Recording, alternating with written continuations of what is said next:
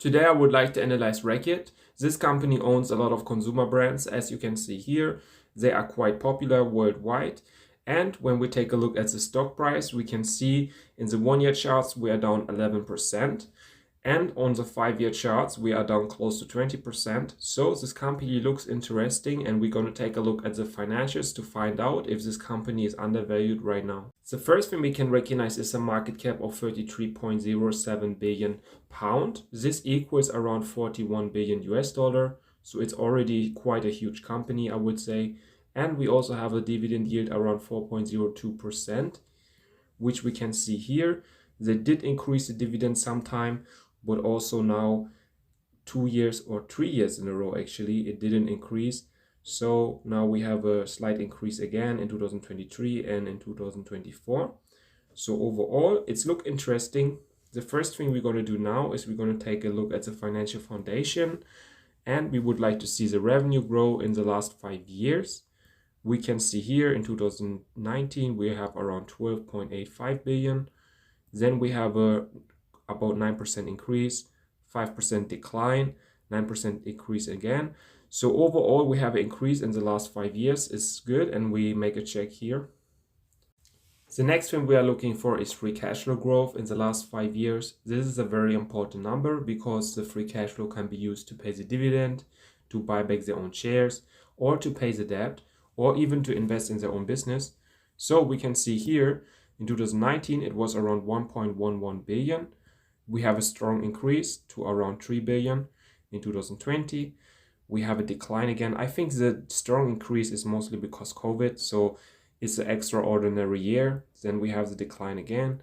Then we have an increase again around 53%. And then we have an increase again around 12%, which is actually quite good.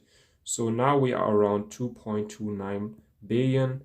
So for me, it's a check. We did increase the free cash flow in the last 5 years. The next thing we are looking for is free cash flow yield over 4%. This also tells us about the valuation of this company. So if it's under 4%, it could mean the company is overvalued right now.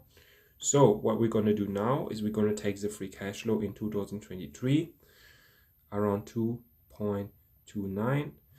Then we're going to divide it with the market cap, around 41 billion. And then we're going to get the free cash flow yield.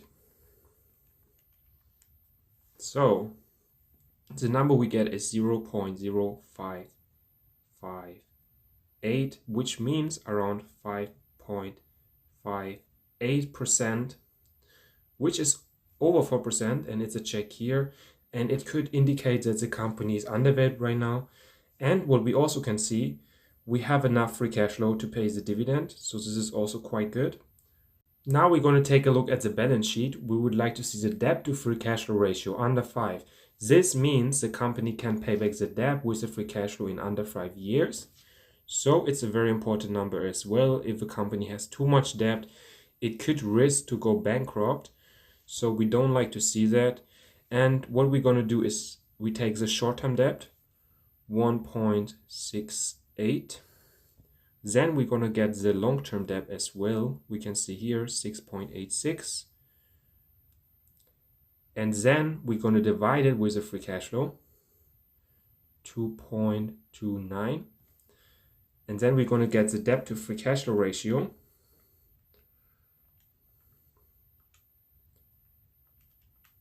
so the number we get is 3.72, which is a good number. So it means close to 4 years that we need to pay back the debt with our free cash flow.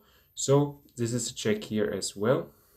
Now I would also like to take a look at the cash on hand that the company has. So how much money does the company have in the bank?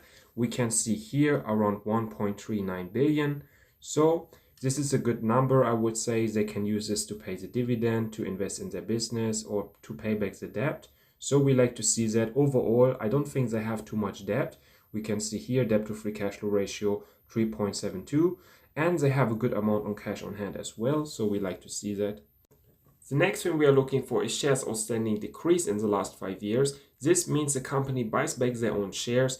This can help the stock price to increase, and we like to see that, especially if we think the company is undervalued right now. we can see here repurchase of common and preferred stock in 2020 around 4 million and in 2023 around 209 million. So they did buy back their own shares with 209 million pounds.